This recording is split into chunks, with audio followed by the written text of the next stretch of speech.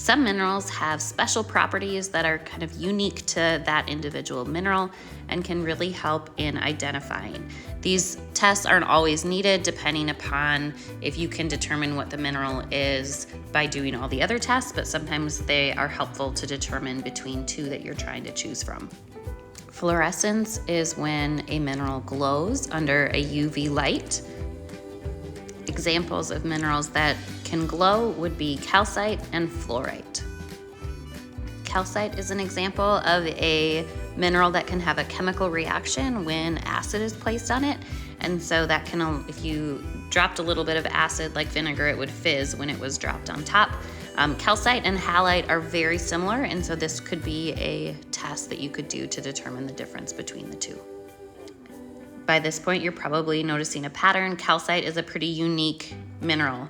It also has special optical properties, so if you have a clear piece of calcite, if you place it over words, you'll get a double image, meaning you'll see the word twice, and that happens only for calcite.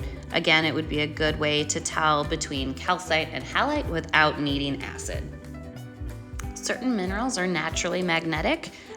For our examples, we will be using magnetite, and you'll be able to test that with a magnet and see if the magnet sticks to any of the metallic minerals. If it sticks, it is magnetite. Halite is an example of table salt, NaCl, but we do not ever taste anything in lab. You never know what kind of residue might be on it, so don't ever taste a mineral to determine if it tastes like salt.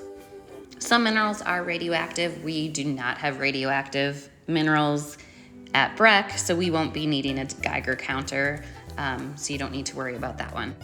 One final special property that you will see is corundum. Corundum forms in these hexagon shapes, and so it's unique. It does fracture, so it doesn't break this way, but when the mineral grows, it forms these hexagon shapes. So if you see a mineral that is in a hexagon shape, it's safe to assume that it is corundum. Always back yourself up with the other tests, but that's a pretty good indicator.